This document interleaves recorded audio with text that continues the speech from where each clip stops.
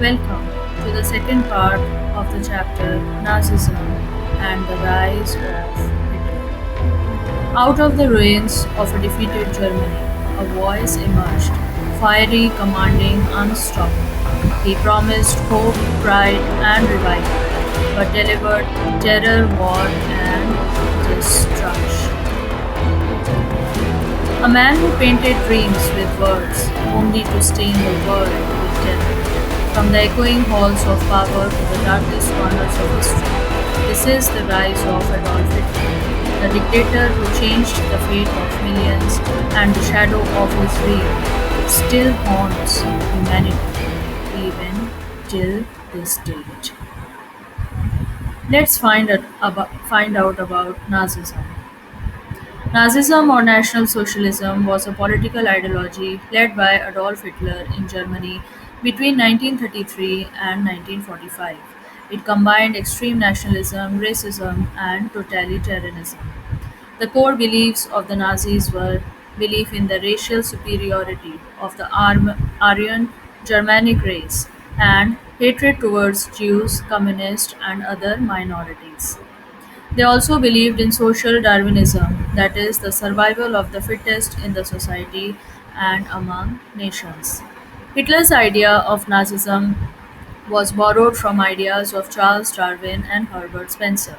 The Nazi people believed that the strong race would survive and the weak ones would perish. The type of leadership the Nazism proposed was they emphasized dictatorship and absolute obedience to the Führer leader, Adolf Hitler, and they opposed democracy and the freedom of individual. They used terror, secret police, Gestapo, and concentration camps to suppress any type of opposition. And they controlled all the aspects of the life of any individual. They controlled the press, art, education, and even religion. The concept of Lebensraum, a German word meaning living space, is a concept of territorial expansionism. Hitler got the idea of Lebensraum or living space from earlier German geographers like Friedrich.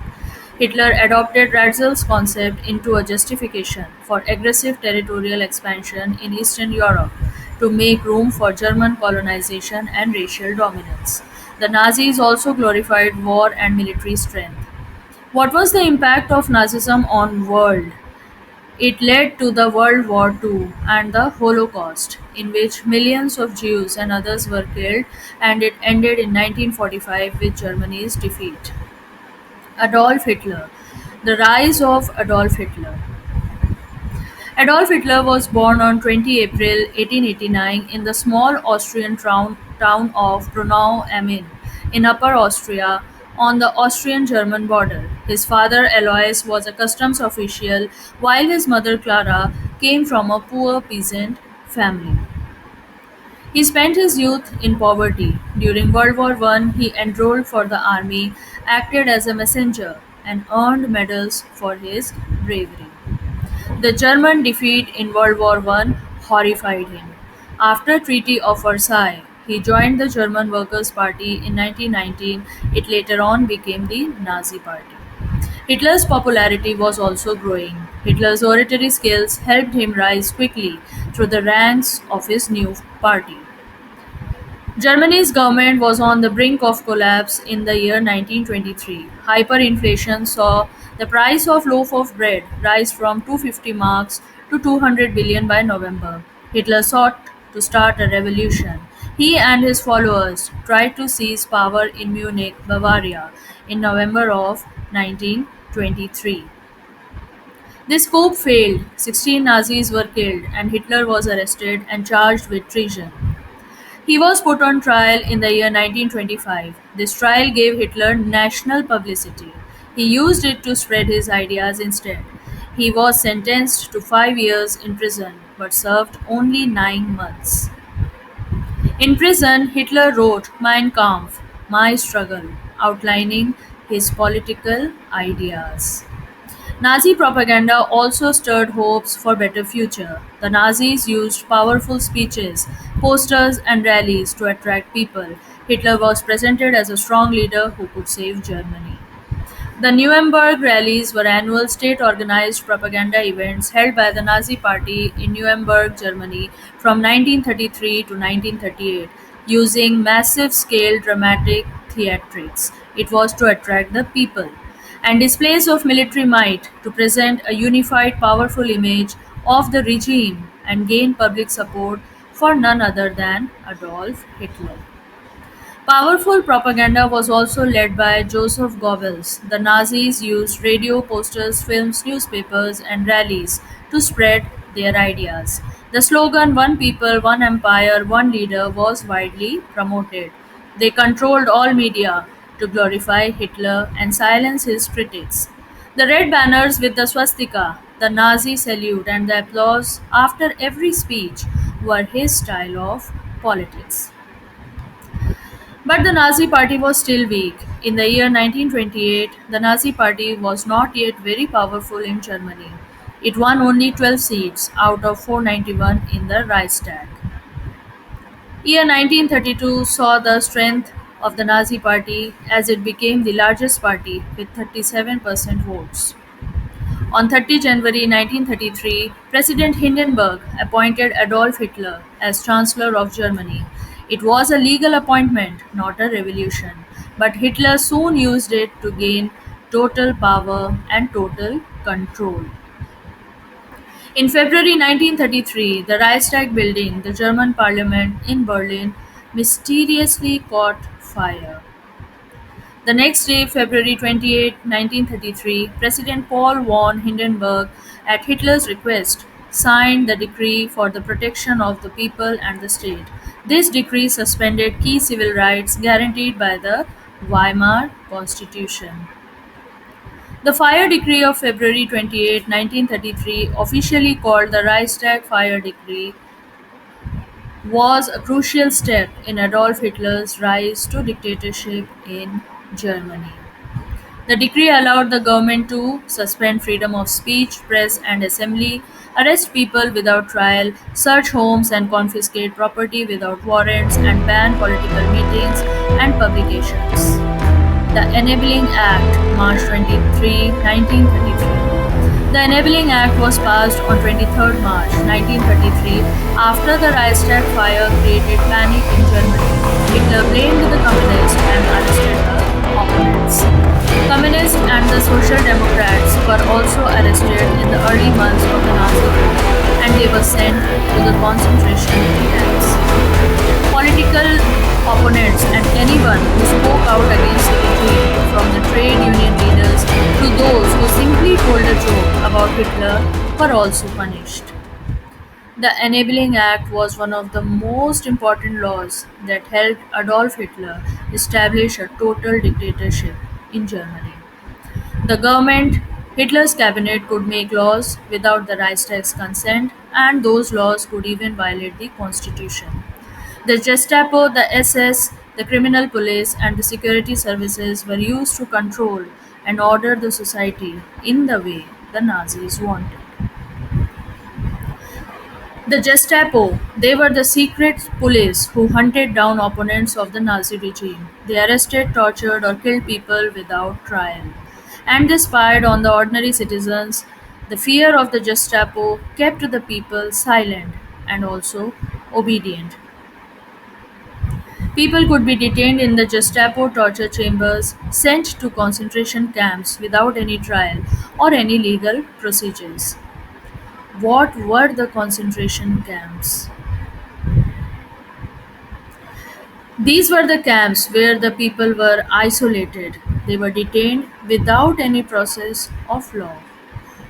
These concentration camps were surrounded by electrified barbed wire so that there was no chance of any escape. Economic reconstruction.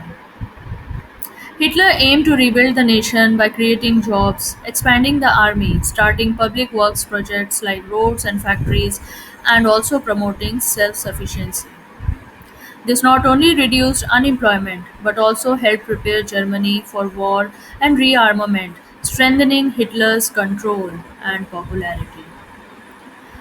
Hjalmar Schacht was a brilliant economist and banker. He had already helped stabilize the German mark after the 1923 hyperinflation during the Weimar Republic.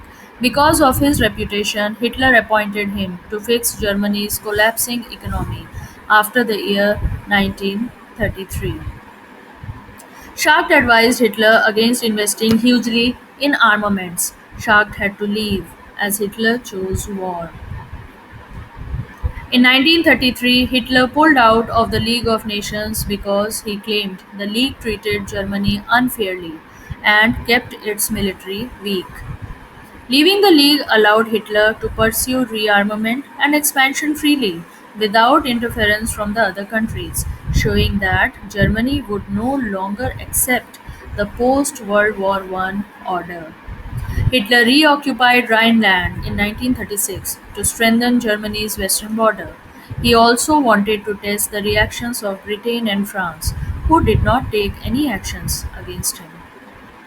He integrated Austria and Germany in 1938, aiming to increase Germany's territory. In the year 1938, Hitler set his sights beyond Germany's borders. Lebensraum territorial expansion was next on his agenda. The Nazi troops marched into Czechoslovakia and took the Sudetenland. In all this, he had unspoken support of England, which considered the Treaty of Versailles too harsh for Germany. In September 1939, Hitler looked east to Poland. Hitler was confident that Britain and France would not go to Poland's aid. On 1st September, the invasion of Poland began by Germany. Germany, led by Hitler, attacked Poland using blitzkrieg or lightning war strategy, fast attacks by tanks, planes, and troops. But the invasion of Poland led to the war with Britain and France instead.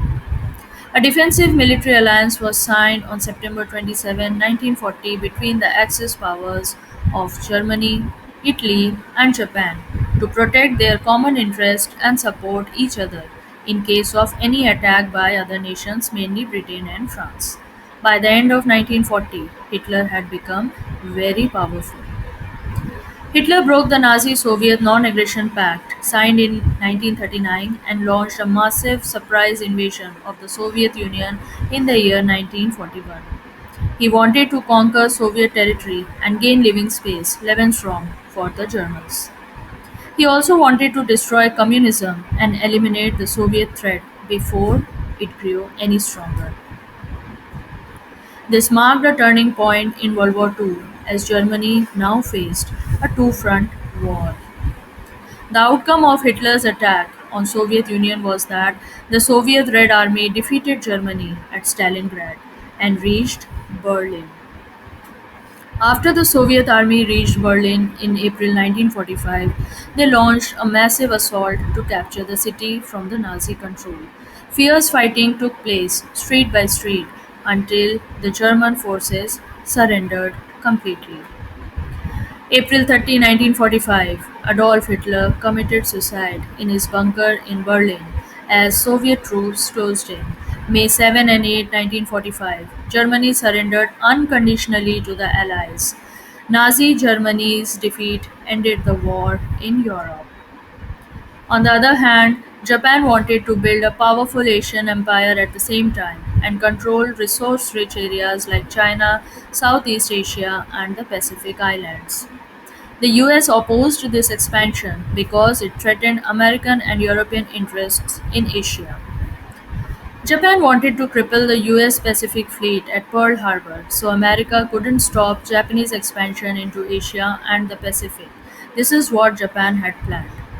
They hoped that by destroying US ships and planes, they could conquer territories quickly before the US could even recover from this surprise attack.